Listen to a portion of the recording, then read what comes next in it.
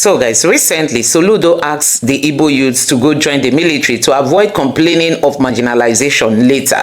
That came with a whole lot of backlash as some Igbo youths were asking Soludo to bring back his son who resides in the United Kingdoms to come and join the military. Now here is Omaye's son. He has picked his 30 million naira nomination form to run for the position of a local government area leader. Like you can see here, it says Omaye's son Osborne picks his 30 million naira APC nomination form to become the next chairman of Ohanese, the local government area of Ebonyi State. Now, you also know that Omaye has his other children residing in the United Kingdoms. These politicians, you know, they send their children outside the country and they make Nigeria so unlivable. And now their children are returning, you know, to come and start ruling Nigeria. Like you saw that Wike's son, who came back from the United Kingdoms, is now going to be running for the House of National Assembly, for the House of Representatives. So you can see these politicians, they are already positioning their children to take over,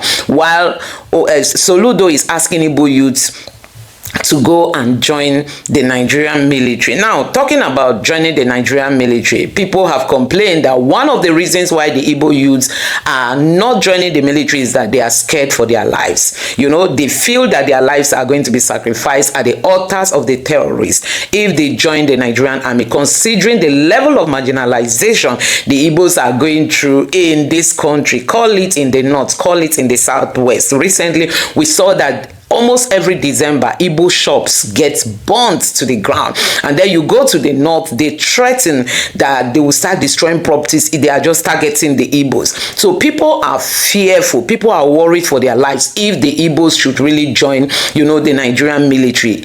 Now, we have the APC caucus under the Tinubu's government. They came together in Enugu State and decided that they want the Southeast to fall for the APC, to vote only Tinubu in the next election. And guess what? That has come with a whole lot of backlash, considering the fact that it is under the same Tinubu that Nnamdi Kanu has been sentenced to jail for life while terrorists are being released. Yes, Nnamdi Kanu's case did not start under Tinubu, but how come terrorists are being released, are being negotiated with, paid amnesty, paid rehabilitation money, giving money to go back into the society, reintegrated back into the Nigerian army, and Nnamdi Kanu is sentenced to jail because he made a video? They said he is being sentenced because of the comments he made in a video he made in the United Kingdoms, not in Nigeria.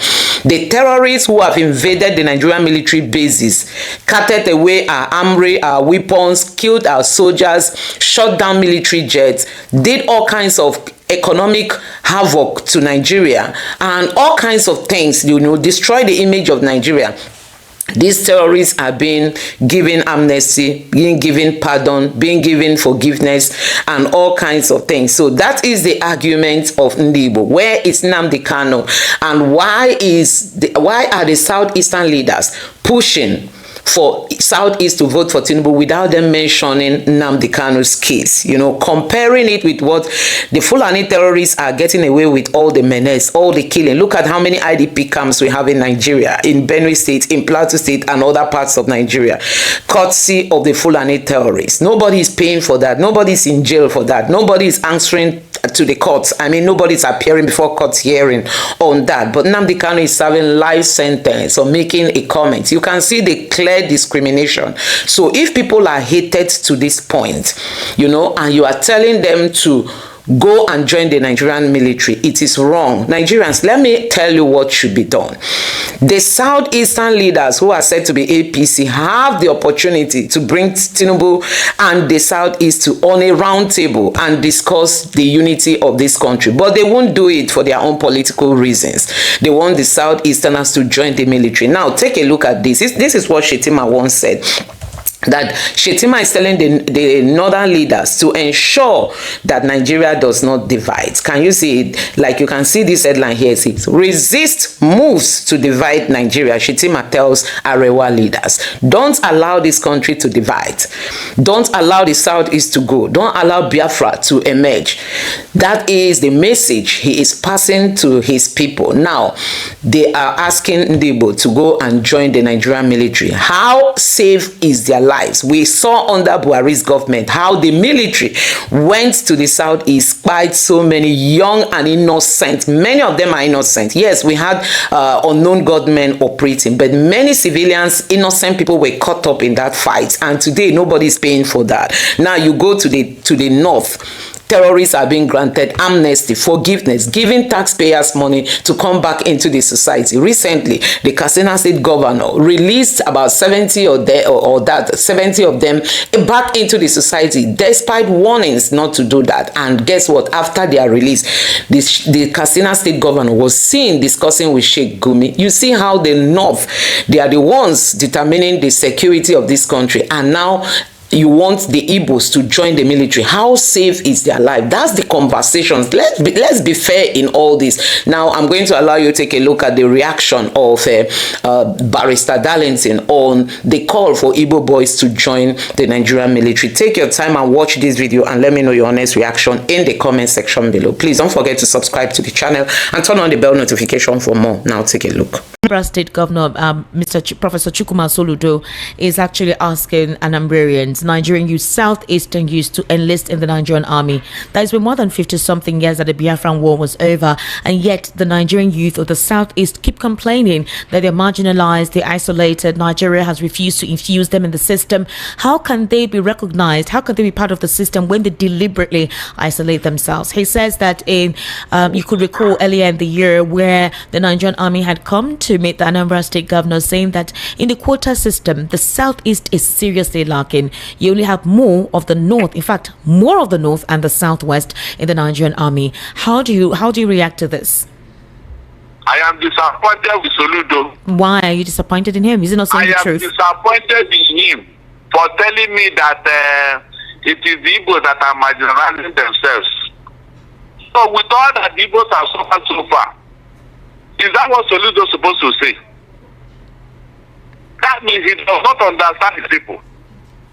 Anambra people, Anambra men and women are known for business. You cannot take it away from them. Let Soludo take his own son to go and join the army. So what is going on in Nigeria today is not enough to teach Soludo lesson. Was it President Soludo who wrote to Buhari to hand over nnamdi kanu to him? Did they answer him? Did they answer him?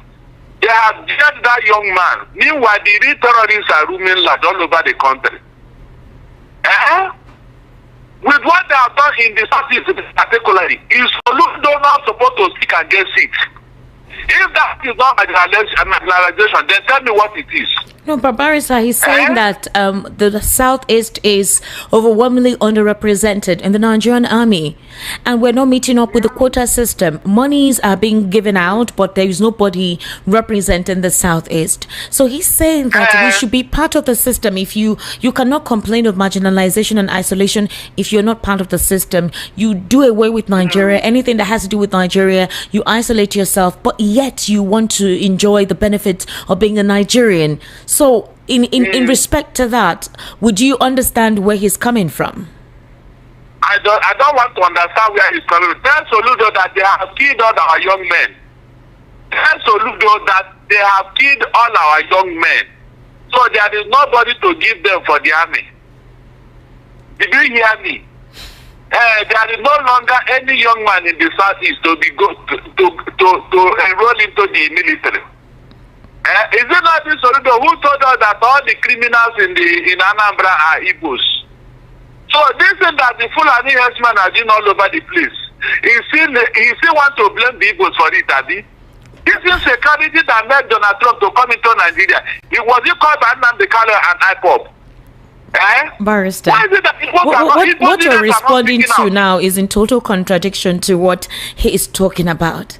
He's not talking What about. is he talking about? He's saying that Anambarian youth, the Southeasterners, should join the Nigerian army. That's what he's saying. I'm giving you my reasons why that cannot happen. They should stop taking us to join the army. I said there's no young man to join the army in the Southeast. Is that not a fact? They have killed all our young men. So what else is left? When Soludo Maya, when they were doing python dance and all that, what happened? Were you not there when Amnesty International we was even sympathizing with the Southeast to what they have done to the young men there?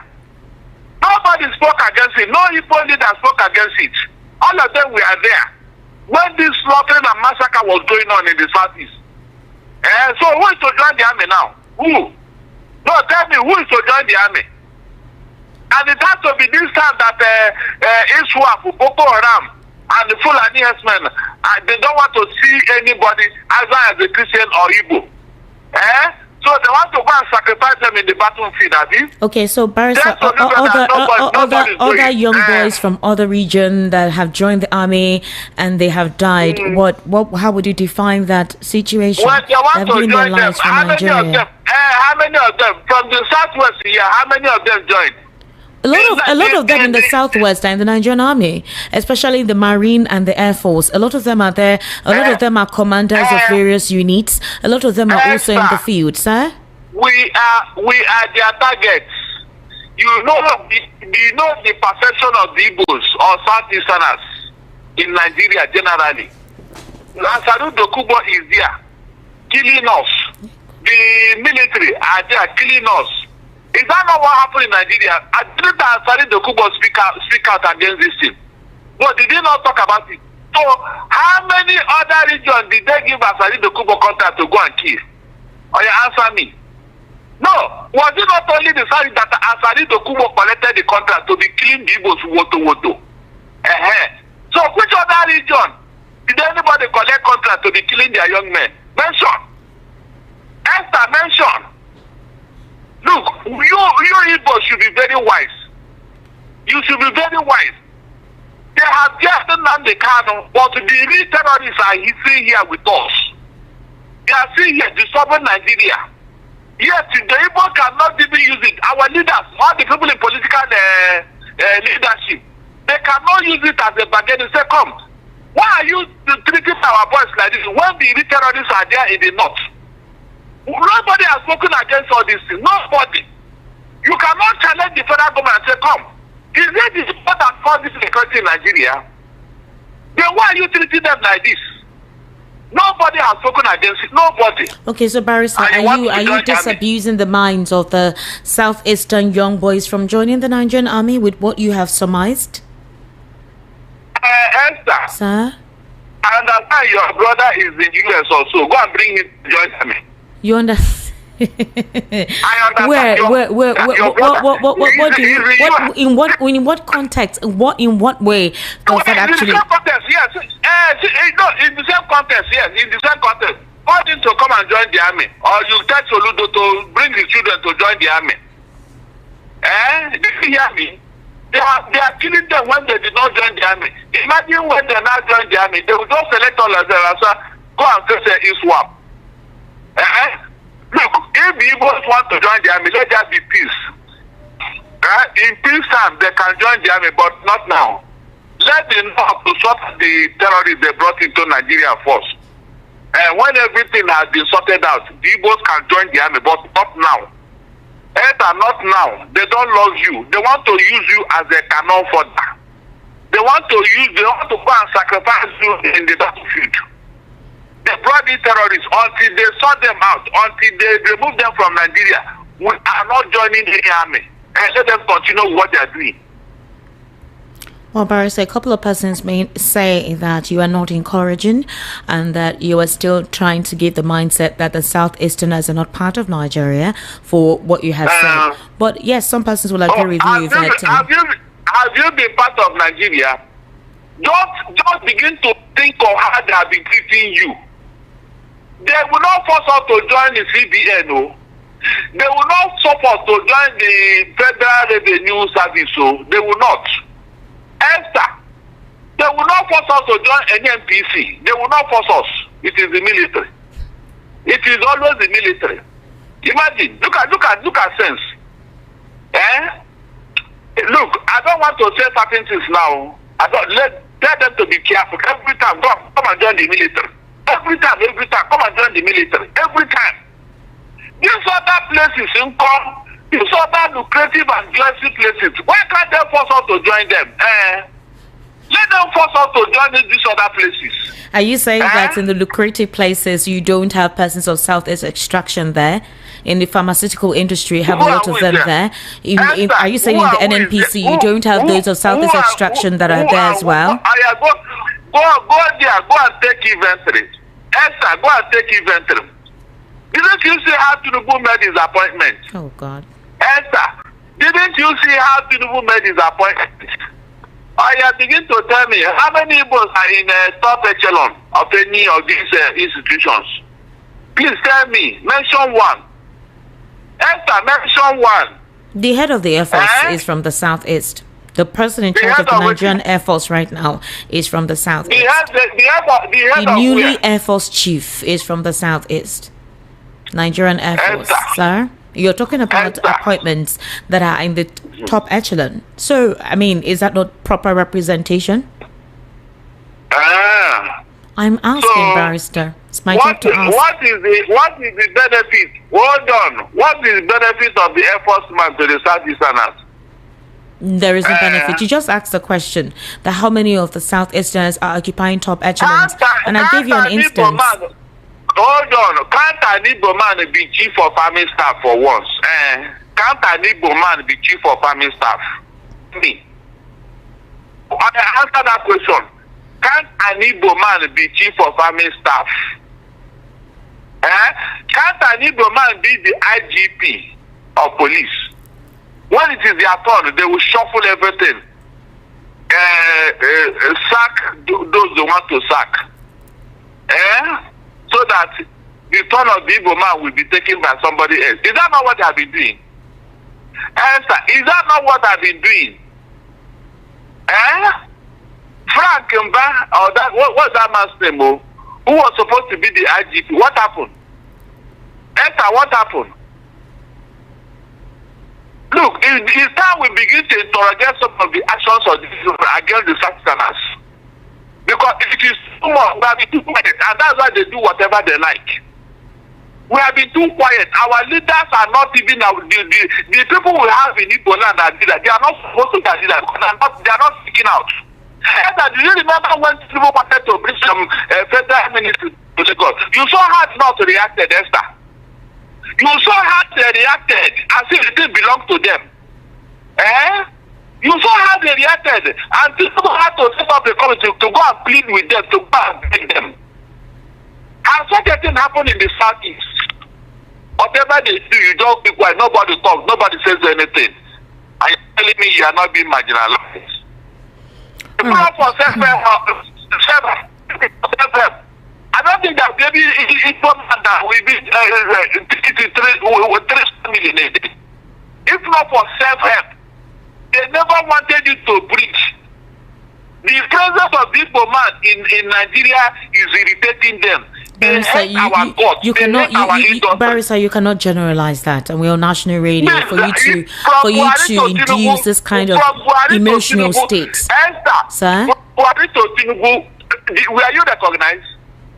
From Buhari's government have you been recognized as an Igbo man? Don't tell me the truth. Why did nnamdi kanu do that they had to send you to prison? Barrister, is it just nnamdi kanu? You're always using nnamdi kanu as a reference point. Half of what the terrorists are doing. What are you telling me? I say you're always using nnamdi kanu as a reference point. If I don't do it, what will I use? Esther, what will I use to protect me? Nnamdi Kanu's case is a metaphor for marginalization of Igbos. It's a metaphor. If you cannot make reference to it, then you are not an Igbo man. Why did that young man do that? They had to send him to prison. The real terrorists.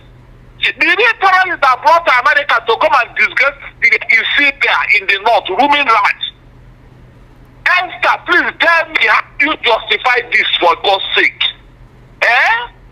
The real terrorists, government is discussing with them. They are nodding with them. Today, have anybody called Igbos? What is your problem? Up to today, from Buhari to Tinubu. Esther, please tell me. But you see how they have been holding meetings. Sheikh Gumi and the bandits and the terrorists and Fulani herdsmen. But how do you justify all this is for God's sake, and you are telling me you are not marginalized? Look, I told you I don't want to go deep into this matter this evening. No, I'm not joking. All right, parents. Let them continue what they are doing. But the one thing I know is that God is beginning to hear our prayers. Yes. All they are doing now, thank God, the outside world is now coming into this matter. They have seen what is going on. Every Christian you see in Nigeria, every three Christians you see in Nigeria today, one of them is an Igbo man. Because we are mostly Christians on the southeast. So this killing about the Christians is it nothing that is mostly affected. All right, because the Igbos are all over the place. Let's look at this. All right, they are not marginalized. Barrister, let's look at this. Look, Esther, please, tell Soludo, when they want to use people to go and tell their political profile, they should be very careful. They should stop using us to project themselves because they want political appointment. It's enough. This sending of the Igbos should stop in the southeast. And that's what nnamdi was against. That's why they put him away. Every Igbo leader, you can't even talk of your own self, your own fault before others.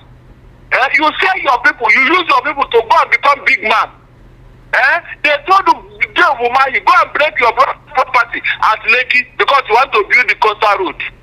After destroying it, you go back to the remapping. That's how now. A handsome man will not try that. A Fulani man will not try that.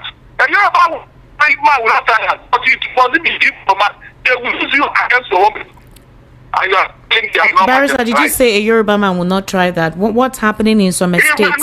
The Jakonde estate at that's Lekki access was demolished. Makoko, Warren this access not southwestern dominated, and they were approved to be demolished despite the fact that there's a pending court order. Hold on. Okay. To what extent? It's for their own selfish interest. Oh my God, Barrister. It is their own selfish interest. Leave that thing. All right, Barrister. I'm just trying to say that it's an all-round Malay when it comes to Nigeria's leadership. Okay, hold on. What is he a true governor of his state? Esther. What he did in Imo State. Mention any other governor that has done it to his own people in all the states in Nigeria. Just for one person, one governor. He's now living in Aso Rock. A governor. I told him very soon he will stop shining shoes and come back to his state. What are you telling me? He's supposed to be the governor of Imo State. Why is he not in Abuja? Doing what? So that they will make him what? After using him now, they will dump him. Like some other president that are used in the South, every other person. They use them and dump them. They use them and dump them. Imagine how many of you that died under what put on them as watch as the governor of Imo State. I should clap for him, Abi. I should not celebrate him, Abi. Shame on him. Shame on him to what up. Even his own local government, Omoma. There is no young man there. No young man there.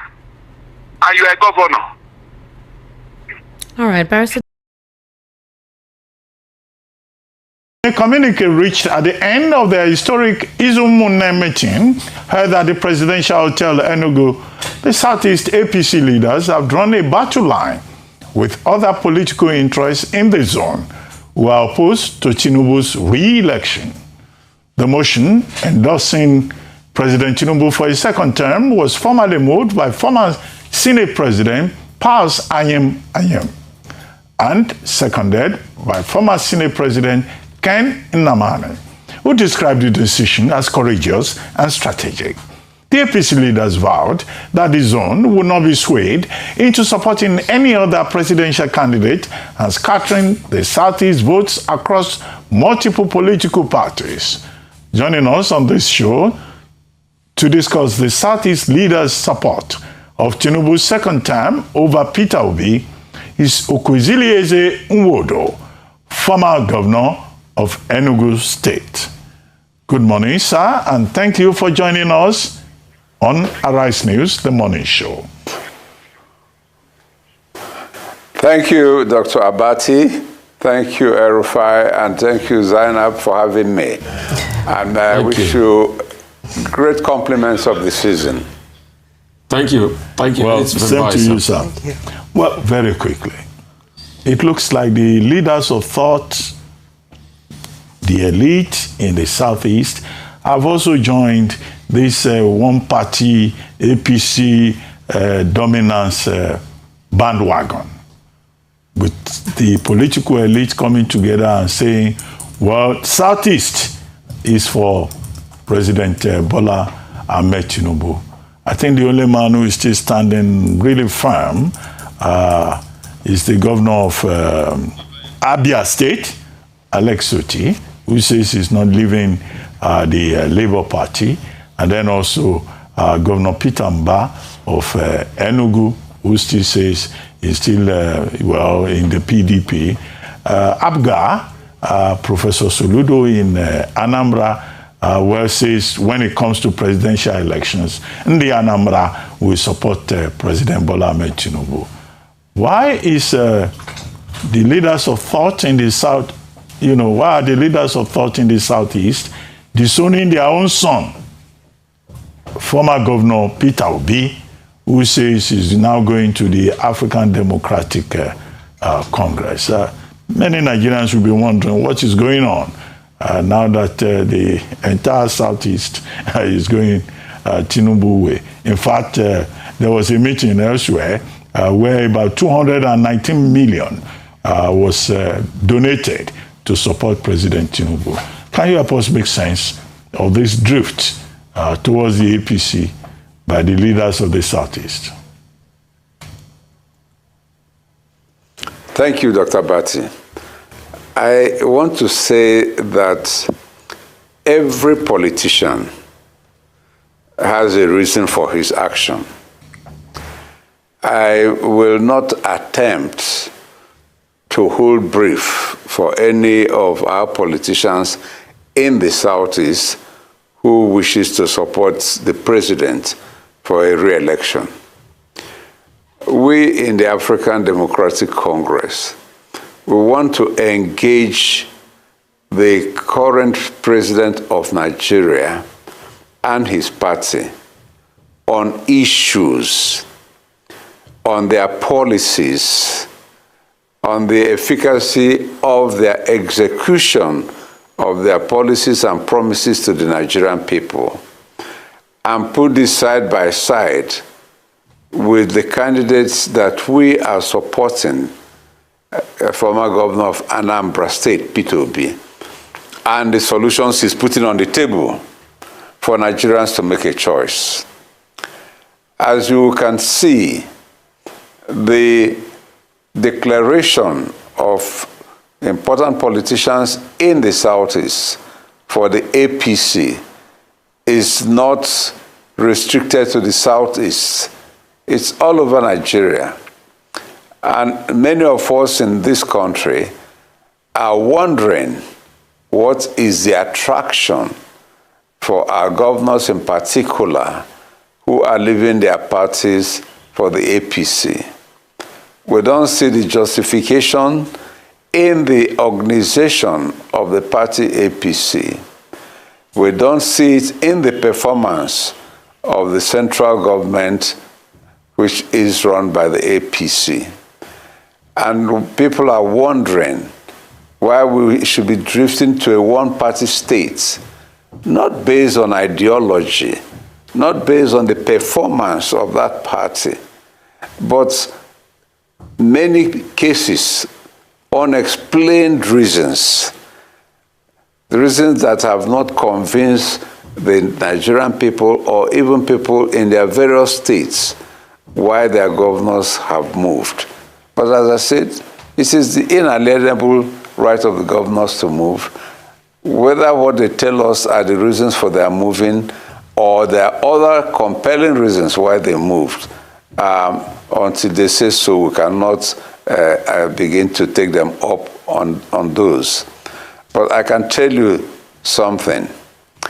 In the Southeast, our people have learned to follow their conscience when it comes to voting in a general election.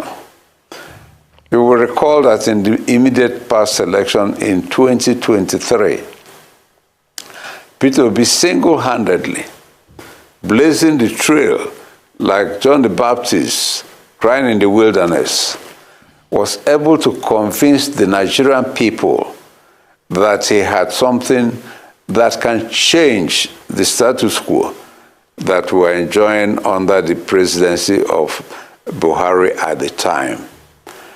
And many Nigerians believe that at the end of the day, he convinced more Nigerians and scored more votes in that election, but he was not declared the winner.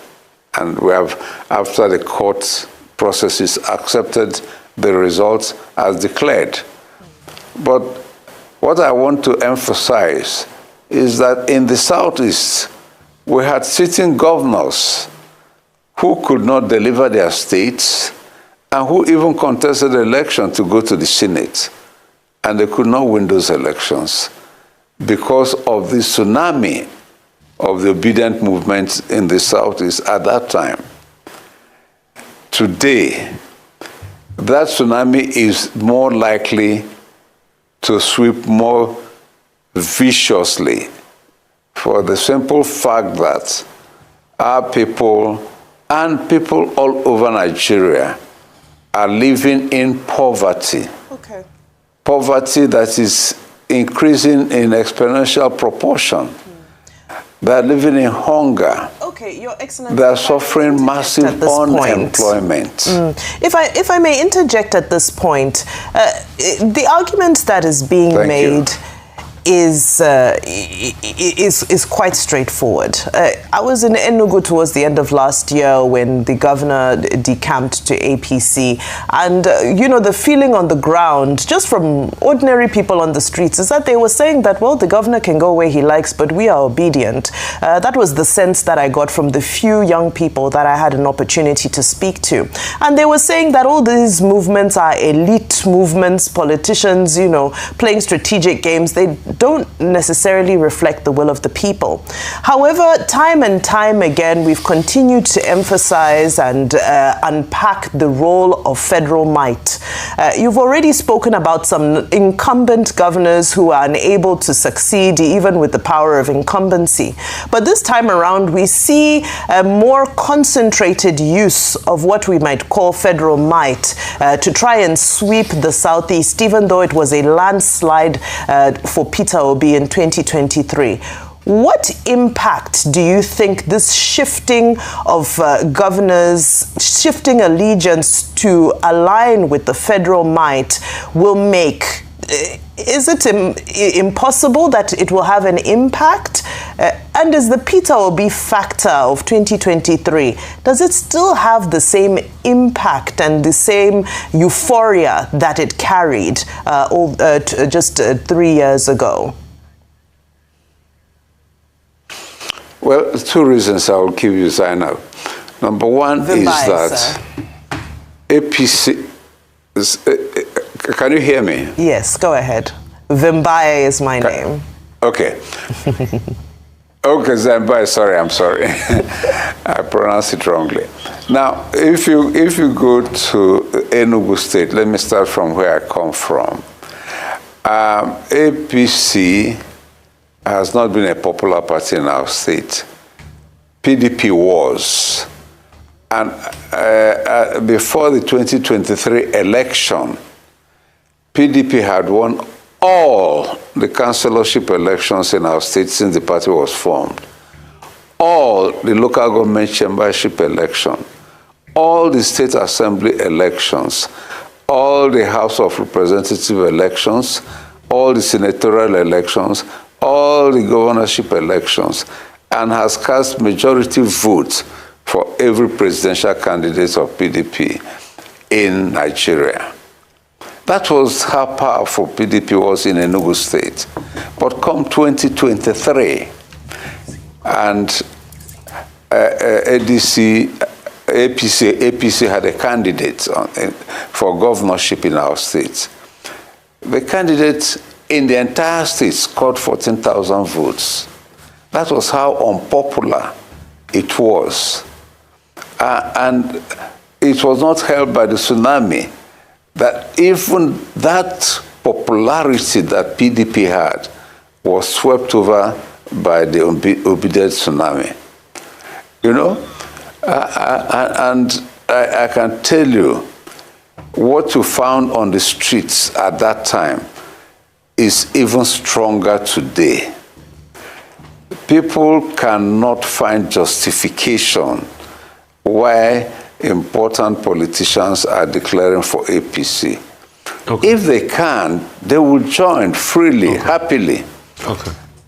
But in spite of what appears that APC is now a behemoth, unchallengeable, with federal might, with incumbency in third world politics, people are still anxious to do what they have to do to salvage their country, to have a better life for themselves and their children, and for posterity of Nigeria. Okay, sir. Good to see you. Happy New Year, sir. 2 questions quickly. Number 1. Thank you. Do these leaders that put themselves together and say they are speaking for the people of the Southeast, that they're endorsing President Tinubu, do they represent the hopes, aspirations, and yearnings of the people of the Southeast? That's question number 1. Question number 2, no matter how great plans are, as long as the new electoral laws and electoral reforms are not put in place, the 2027 election might even be worse than the 2023 elections. And that's a prediction. What's your take on that? 2 questions, sir. Thank you, Rufai. Now, on the first question, let me emphasize again and again. Any governor that is doing well in the Southeast, and we usually single out Enugu Governor Peter Mbah and Alex Uti of Abia State, any governor that is doing well, under normal circumstances and with a free and fair election, will normally get a second term. That is what you get by doing well. And if you don't do well, you are voted out. So, the governors that are doing well, we believe they may have a second chance. But when it comes to the presidential election, I doubt that those people that will vote in their governor that is doing well will vote in APC presidential candidates. Because when it comes to that, these our leaders are not speaking the mind of our people. I can tell you that for certain. And it is an information you can gather on the streets, in the marketplace, anywhere you go. That is the natural feeling of the people. Unfortunately, since APC was formed, in the Southeast, it has never taken root. It has been seen as the government or the party that singles out the Southeast for oppression. 8 years of Buhari was quite difficult for our people. And the 2.5 years of Tinubu is even more difficult for our people. So naturally, they don't gravitate towards APC. Our leaders may go there for reasons best known to them, but I can tell you they're not speaking for the general public. Now, when it comes to the second question, it is a matter for all of us, both to put pressure on the National Assembly to make sure that the electoral reforms that will come out in the new bill meet our expectations, and that in the implementation, we will all open our eyes and defend our votes according to the Constitution and the electoral laws. Absolutely. Nobody is going to come to do it for us from outer space. It is us, Nigerians, that can make sure that this happens. And this is what has happened in other climes where dictators have been uprooted, where oppressive governments have been changed. It is the people that do all of this. Absolutely. A former governor of Enugu State, Okwesileze Nwodo, has faulted leaders of the All Progressives Congress in the southeast who are supporting President Bola Tinubu's second-term bid, describing their actions as self-serving and not necessarily people-oriented. Well, speaking on the Arise News morning show, Nwodo reviewed the region's political trajectory over the years and argued that recent endorsements of President Tinubu by some regional leaders does not reflect the collective interest of the people, stressing that voters in the southeast will make their choices based on conscience and regional priorities and not elite endorsements. Unfortunately, since APC was formed, in the southeast, it has never taken root. It has been seen as the government or the party that singles out the southeast for oppression. 8 years of Buhari was quite difficult for our people. And the 2.5 years of Tinubu is even more difficult for our people. So naturally, they don't gravitate towards APC. Our leaders may go there for reasons best known to them, but I can tell you they're not speaking for the general public. It is a matter for all of us, both to put pressure on the National Assembly to make sure that the electoral reforms that will come out in the new bill meets our expectations, and that in the implementation, we will all open our eyes and defend our votes according to the Constitution and the electoral laws.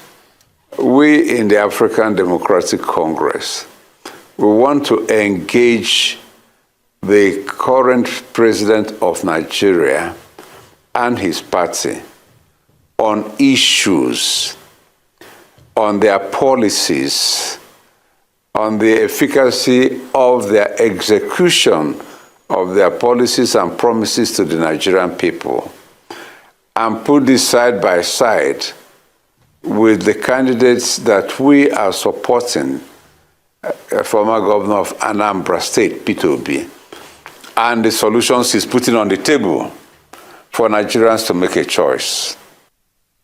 Former Governor of Enugu State, Okwesileze Nwodo, speaking there on our flagship program, The Morning Show. Well, joining us now in the studio is Dr. Ijeoma Arodiogbo. He is the National Vice Chairman of the All Progressives Congress Southeast. He joins us to take a look at the endorsements that happened over the weekend that has gained reactions and perhaps tractions in some quarters. Thank you for being here on the news tonight. Thank you very much for having me. Well, let's begin with your reaction to the former governor of Enugu State, because he's not alone in his perception. There are many who have reacted to the Saturday event endorsement of President Bola Tinubu by the APC, and they say you simply cannot speak for the entire Southeast region. And the APC, historically, data has shown, has refused and cannot take root in the region. How do you respond to people like that? Well, it will please me, with all due respect, to bring our elder, Nwodo, former governor, up to speed. The first thing is that he should understand the basis of what happened on the 10th of this month, on Saturday. Our party, our people, Igbo, have this culture that during the end of the year, and it falls during the period of Christmas break, the Igbos hold family meetings. Various families interrogate the affairs of members of the family. They interrogate the future and past of the family. Okay? And they hold meeting and decide on the best way, the best course to chart for the family. And in this case, Ndi Igbo have met all through the Christmas period. There was a lot of consultation. We consulted with the trade unions. We consulted with the traditional rulers. And the Igbo people, after all those consultations, decided to make the opinion clear and known to the world.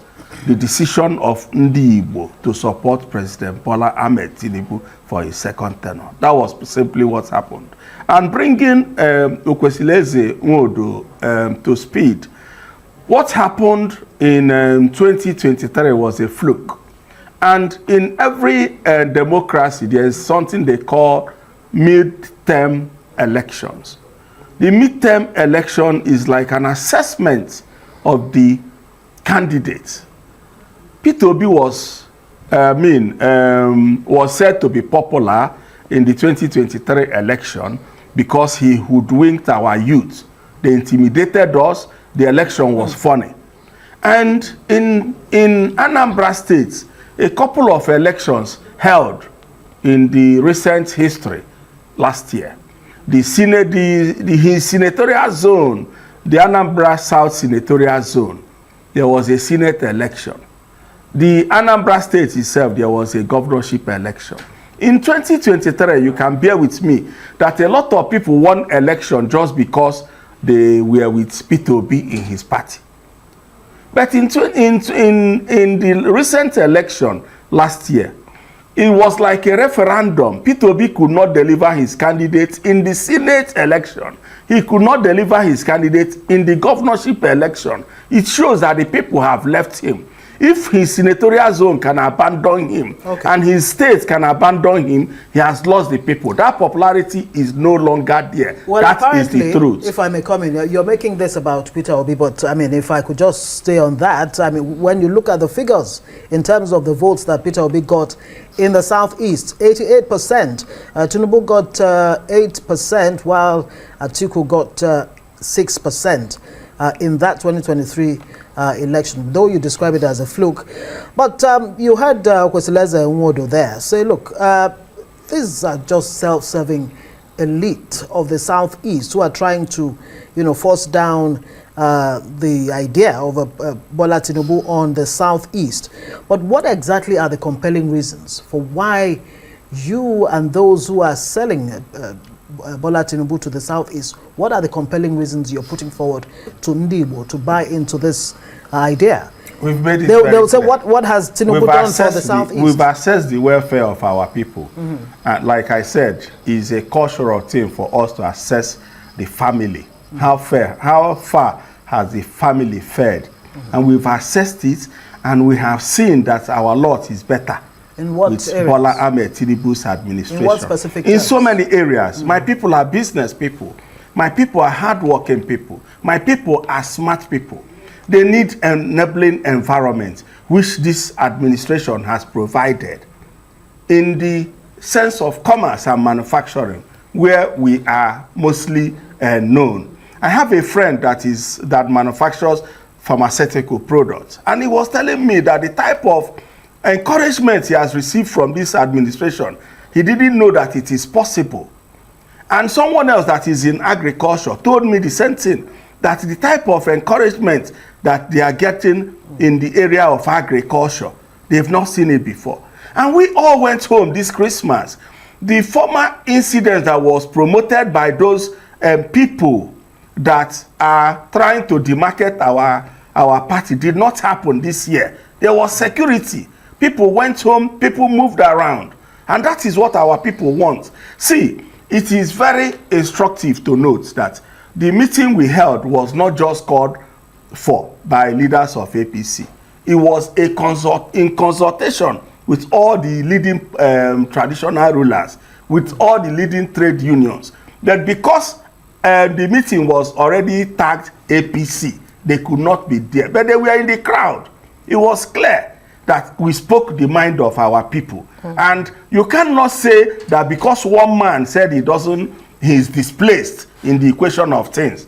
Because, I mean, what I'm seeing of these people moving around from ABGA to Labour Party to PDP to Labour Party to now ADC, that has not really metamorphosed to anything tangible, is that they don't have anywhere to land. Okay, and I told you the incidents of what just happened in Anambra State is a referendum that the people have left Peter Obi. But you are a politician yourself. I am. You do agree that political landscape does shift For instance, a lot has happened in the Southeast since the last presidential election in the Southeast. You have more APC governors.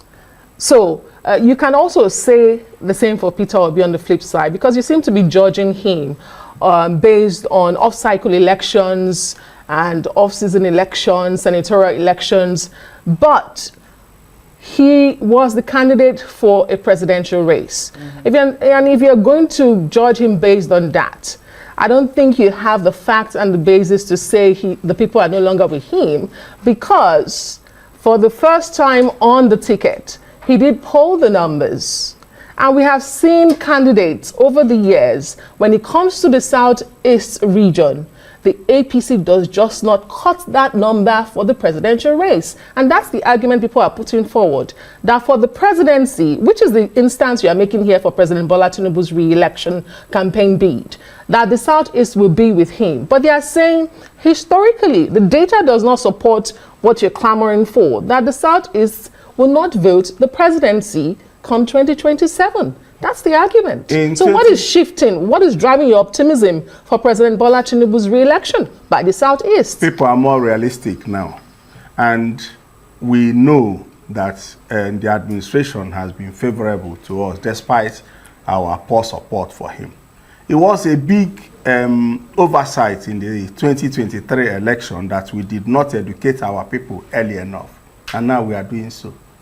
But for the fortune, yes, the example I gave is very clear. Why the off-season election in any climb is used to assess the performance or the popularity of a candidate.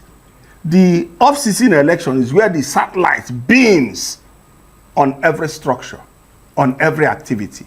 And the off-season election in Anambra State is a clear indication, because if any candidate, whether I go home in any election or not, my word is mine, I will win. But if a presidential candidate went home for a election in his own senatorial zone, and he even lost his ward, and he went home for the election, governorship election in his own state, and he's lost his state, and you're telling me he's still popular? No, he's not. Well, even though he wasn't on the ballot. He doesn't need to be on the ballot. Okay. He campaigned for those candidates. And the candidate of ADC, after 3 weeks of losing woefully, joined us in APC. Very quickly. Because he was so disappointed with the character of Peter Obi. Were there any commitments secured ahead of this endorsement of President Tinubu? Were there promises made? What exactly do you think will change if Ndibo, the Southeast, actually go out of their way to vote for Bola Tinubu? The promises are there, and the promises are simply that our laws will be bettered. We like what he's doing. In what sense? Will there be more appointments of Southeast? Because right now there is the general perception that as far as there's underrepresentation of the Southeast, exclusion from key infrastructure projects like the Lagos-Calabar, expressway, the Sokoto, highway, the coastal highway. Thank you, Sokoto, Badagry, etc. That the Southeast is totally left out. No, that is not true. That's not true. One of the new roads that are super highways that are being built is going from Ebonyi State all the way to Nasarawa to Abuja, through all the way to Kogi, Nasarawa to Abuja, and a lot of connecting roads are being built in the Southeast. A whole lot of projects. So anybody coming to tell you that we are not seeing dividends, you talked about representation in the... We didn't give him vote. Yes, you just noted that here now. And he's still very magnanimous in giving us key position. We have never had the position of the Minister of Labor in Nigeria before. And he gave it to us. That's a super ministry. And he gave us science and tech with 17 or 18 parastatals. So anybody telling you about poor representation of Ndibo is just being funny. You were talking about promises. What are those promises? What's the promises is that his administration will give us more friendly business environments. He's not going to promise us money, but what we did as a people. Darlington, let's look at this. Vice President Kashim Shettima has departed Abuja to represent the president at the inauguration of Mamadi Doumbouya as president of Guinea, and from there he'll be heading to Davos. And because of that, Nigerians have been asking, where is the president? Although we heard he's in Abu Dhabi, we saw a picture, a small snippet of a video of him, but since then he hasn't returned to the country, and a couple of Nigerians are saying the president should please return home. What exactly is he doing outside Nigeria, and leaving the vice president to take over or be in charge of delicate circumstances or delicate issues in the country? But is that not the role of the vice president? If the president is not around, is the vice president meant to take over that responsibility of administering and representing the president where he is needed, especially if the president cannot be physically there? Esther, Sir? can you please mention to me, mention from the Western world to Asia or any other country in the world where the vice and the president are always out of the country at the same time? Mention one particular place, especially in America, with communist democracy, that Donald Trump will live for wherever, and then the vice will live for wherever. At the same time, that means, just tell me, any time at any point in time where any country in the whole world has no leadership in the country, just mention. That will tell you the kind of thing we are suffering here. They just abandon you to your fate and just move out, just go away, as if they have made this governance. They are best of it. You are not even important. They don't even consider that you are the one that gave them this job. They are serving you. But whenever they feel like they don't disappear, you won't even know where they went to. You don't know what they have gone for and all that. As if you are not important. Can you just mention any country where this type of nonsense is going on or has happened? You cannot leave that country. They will not. The press will follow you. Everything you are doing, wherever you are going, until you come back. In the Nigerian case, they just disappear from the radar. You don't know where they are, what they are doing. Well, Barrister, this is not the first time it has happened. It happened during the administration of late Muhammadu Buhari, and this is not the first time the president and the vice have left the country. But Bayo Nanuga had told us that every function of governance is operating smoothly. Everyone knows their responsibility and they're going ahead of it. But the thing is that the president has been out of the country for quite a while, and they're asking, where is the president? Nobody's giving any specific update. So they are saying, why is the president missing conveniently, specifically since before Christmas? You know, when you tell a lie, you look for another lie to cover the false lie you told. If it was APC in opposition, imagine what they would have been saying and what they have been doing by now. That is why I keep telling you that this opposition, they don't even know when there is a campaign issue. They are not exploiting the situation, the facts presented to them by this APC government. I'm not joking. They don't know how to make use of opportunities. With what APC is doing in office, in fact, they should have been making a political capital out of it. What are they running away from Aso Rock for? Esther, what is pursuing this move from Aso Rock? There must be something there that it doesn't allow them to sit down. I'm not joking. And maybe what they did before they came into office, the thing is now haunting them that they don't want to stay in their house. You think it's for nothing? They will continue to run. Whatever you sow, you reap. You think it's ordinary, Abby? Don't worry, at the end of the day, the truth will come out. The truth of what is going on in Aso Rock will come out. I don't need to be told, because this is not ordinary. What if there are presidential functions that they're attending and they have to attend it? It's not the first time. Nigeria always goes to Davos for economic summits, and most times it's actually the vice presidents that represent. I remember during the previous administration, Professor Yemi Osinbajo was always represented, and even the whole Davos meeting. This is not the first time Shettima is going to represent. Why can't one of them be at home before the other one will go to wherever they want to go to? Is that not something that is reasonable to do? Please tell me. What are they even going to contribute to us since they know little or nothing about what is being discussed? Tell tell me. No, all the ones have been traveling, where are they? What did they bring back home? What did they come back with? Nothing. Esther, nothing. Every time they look for one excuse or the other to run away from Nigeria. After destroying Nigeria, they can no longer stay in the same place they destroyed. You can see why it is not good to do evil, because that evil will catch up with you. If Nigeria were to be as good as those places, Esther, we don't not be happy to sit down here and people will be coming here to pay homage to them. You can see. Esther, you can see what I'm talking about. They have messed up like the fowl who messed up the ground and is now flying on top of trees and all that. If Nigeria were to be good, Esther, we dare not be happy to be here, and people will be coming here to pay homage to them. Is that not a fact? So you don't need to tell anybody that your house is not in order. They will see it from how you are behaving.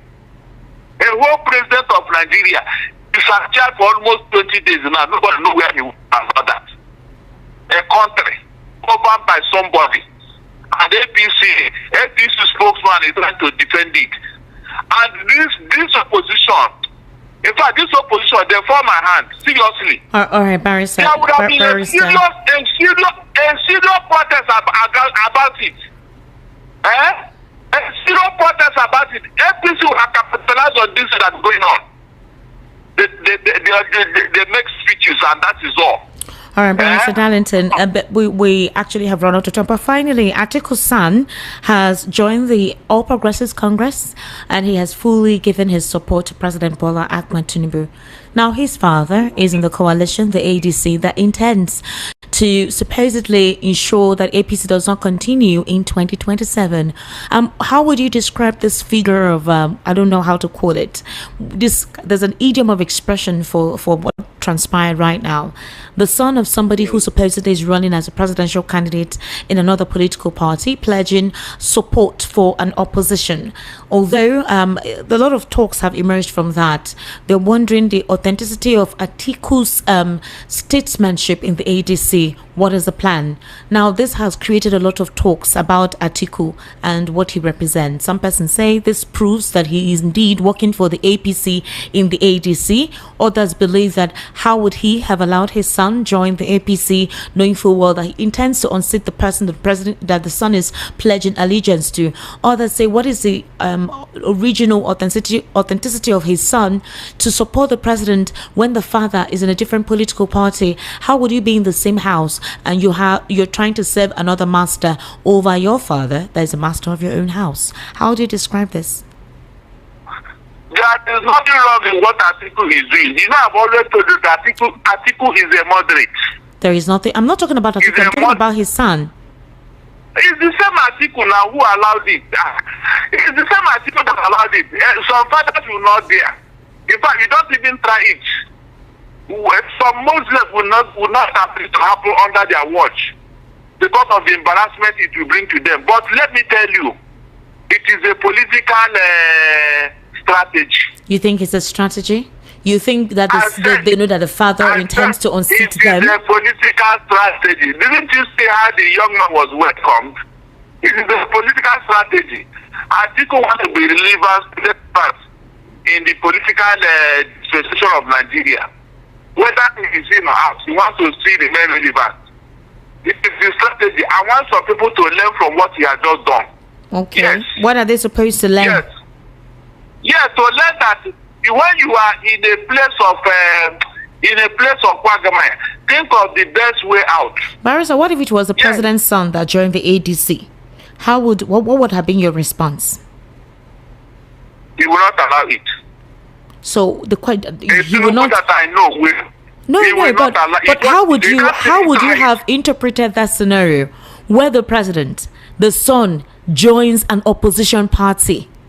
How do you think that reflects? How do you think that reflects on the leadership capacity or capability of the father? If a son does not believe in a political ideology and rather goes to an opposition, you don't think that they will question the genuine leadership qualities of the father for your son to join another political party over yours? Don't think of impossibilities because it will never be possible. Tinubu will not allow his son to join the opposition party that he want to take over from him.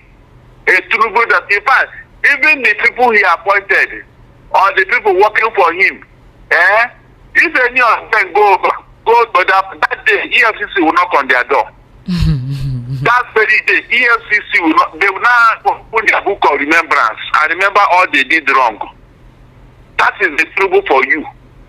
So I don't need to be told he will not allow it. Tinubu don't want opposition. He doesn't want anybody to disobey him.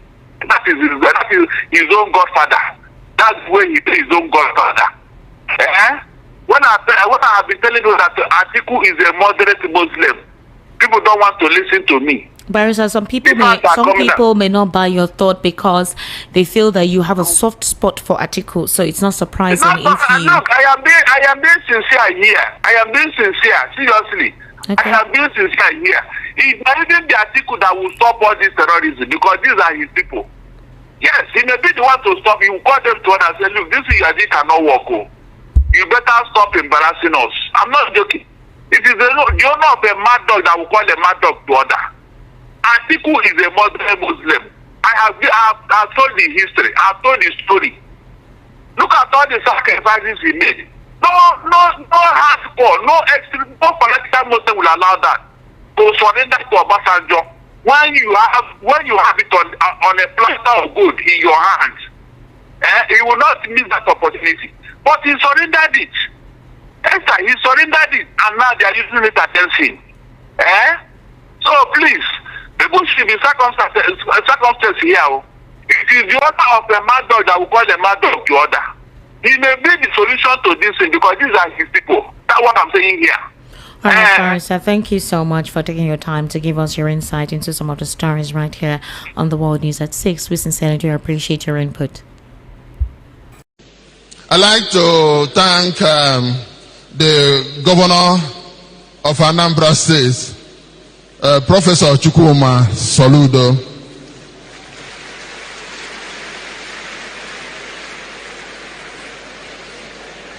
It's not always that you have a professor who is a governor. I don't know whether we have another. But because of the way you say things, I must tell you, it would have been really, really difficult to do this work without the governor.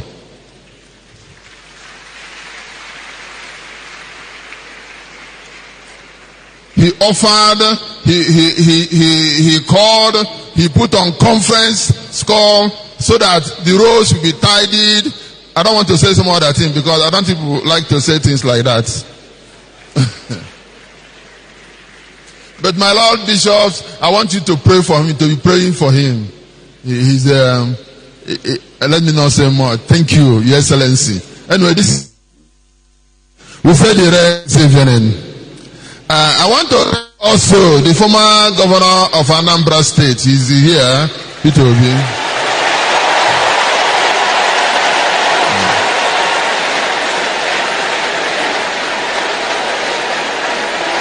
All right.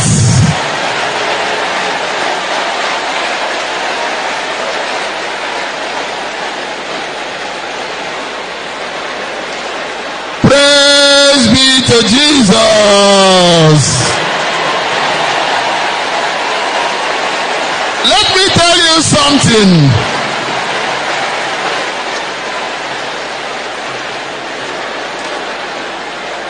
Let me tell you something.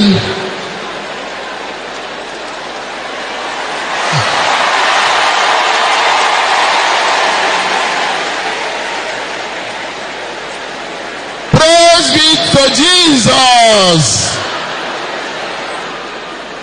At times, if you clap for the governor, if you clap for Obi, don't forget to clap for me. I was his chaplain for 8 years in the government house.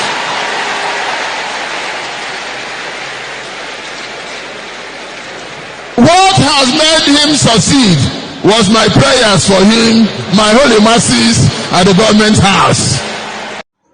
Igbo Igbo ekele m unu.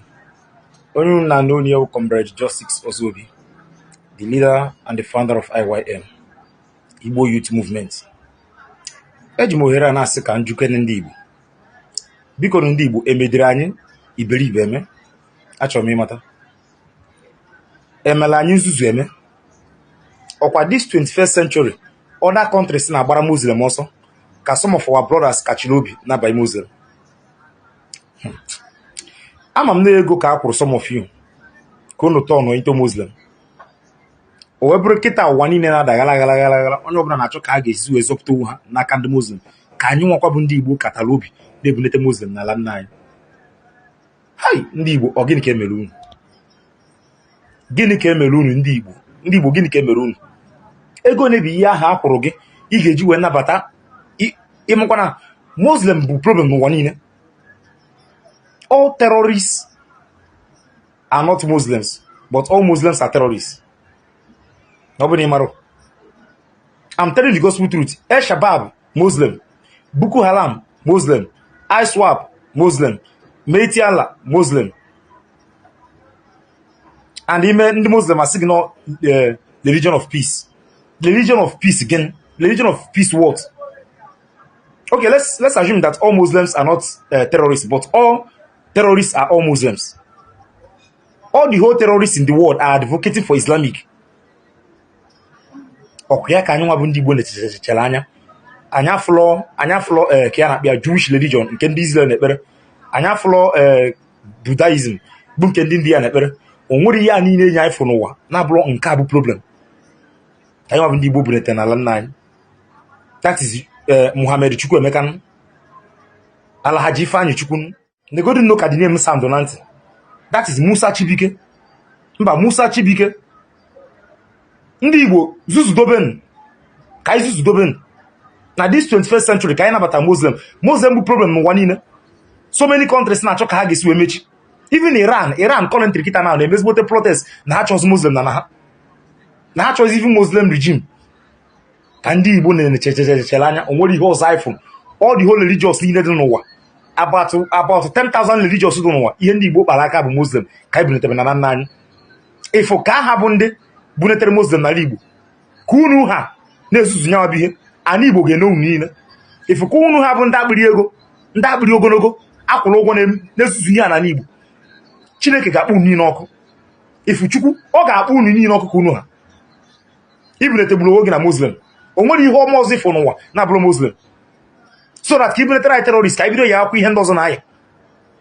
Kita na I'm talking to you in Enugu State. Ndị Muslim sizi na si ihe ha slot deputy governor. Ha batabekwa abata n'Enugu ha achọwago deputy governor position. Ya bụrụ ihe onye Igbo mụ na gị na-abụ na-eme.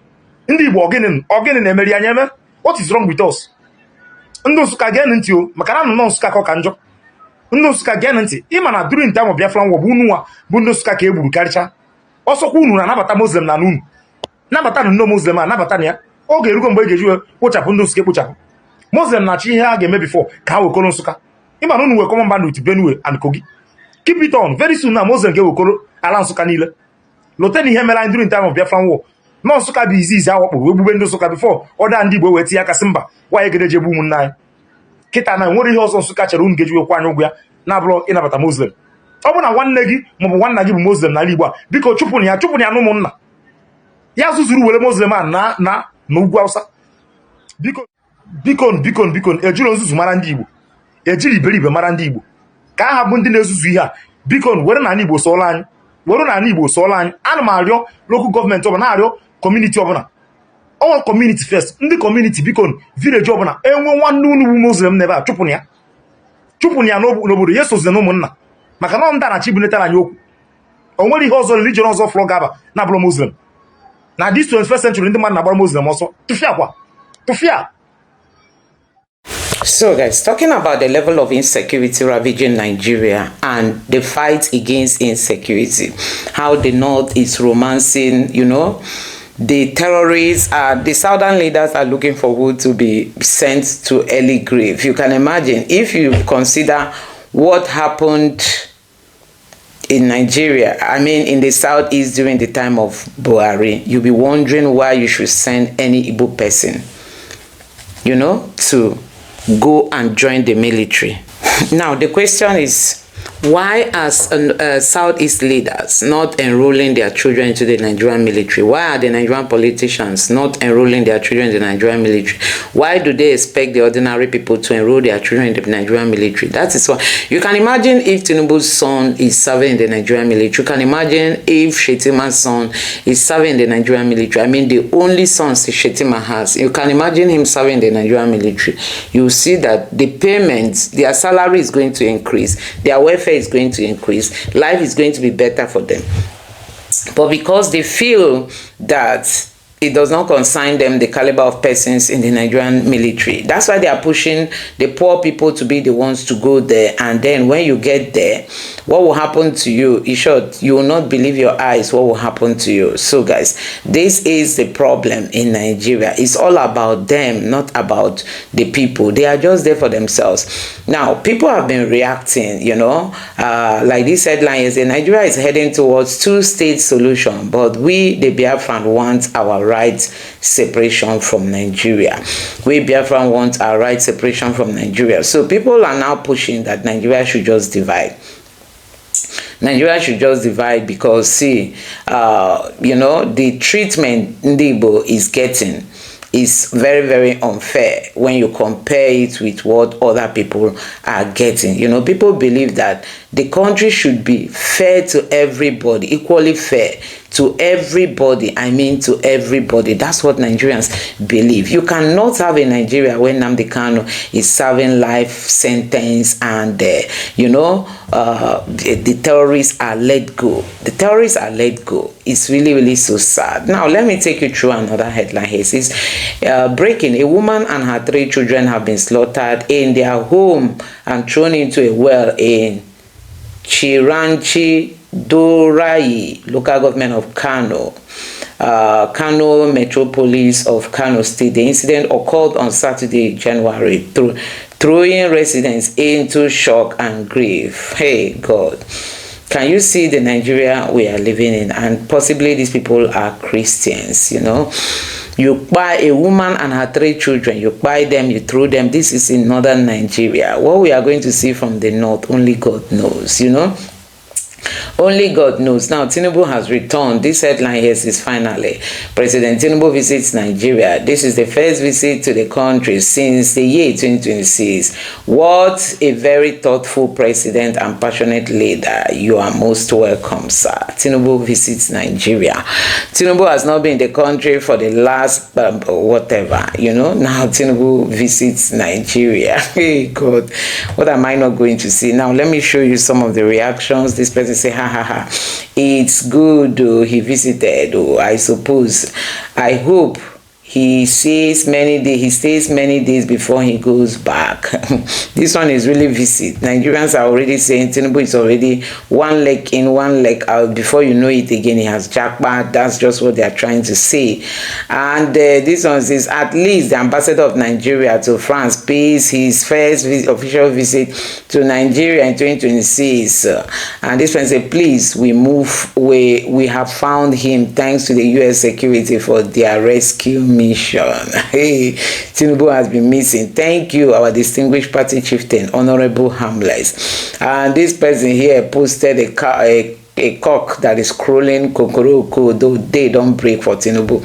So guys, these are reactions from Nigerians. This person say, these are reactions from Nigerians after Tinubu returned the first time to Nigeria. So guys, we are just wondering the kind of leaders we have. This person say, I recall some APC guys said that they hate prudent leader like one of the contestants in 2023, that they prefer Owambe type that will blow the money and allow it go round to circle. I asked, like he clearly said, Tinubu or Atiku, that poor can try get rich or die poor. I don't know what that person is saying. Okay, this person is, he works remotely from abroad and he's back for his part-time shift in Nigeria. APC's wicked organization.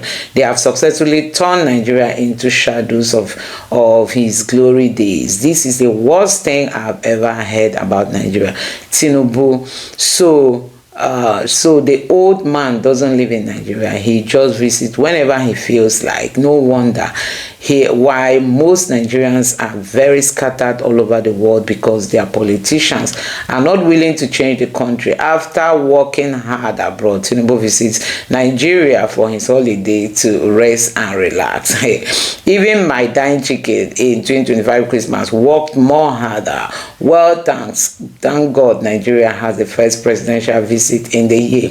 Is there going to be any different from being away and coming back to visit before he goes back to France? That's the question. So guys, you can see what Nigerians are saying. Tinubu is back to the country. They are saying, I'm back for more taxes. Hey, I'm back for more taxes. This one is hot banger. This one says, you know, the president's attitude of being absent from office is replicated with the governors in their state. Accountability can be attained with their attitude. Anyways, welcome, Mr. President. A listening president that knows when the nation needs him. Very passionate to visit the nation. And this person here says the country can now begin to move forward following Tinubu's visit to Nigeria. And this person says, I call it the president of the giant of Africa visit Nigeria. He doesn't love his so-called country. That's why he came to steal, kill, and destroy. The visitation picture comes still day like Photoshop. So guys, these are Nigerians reacting after this person actually posted that Tinubu is back to the country. So guys, let me know what you think about this. But just for you to know that Tinubu is back. He said finally President Tinubu visits Nigeria. This is the first visit of the first visit to the country since the 2026. What a very thoughtful president and passionate leader. You are most welcome. So Tinubu is back to the country. Nigerians are wondering if anything will change, you know, if not for the taxes they are already planning to take. Although there are a lot of controversies, I've seen news that says they want to quit that tax. I don't know.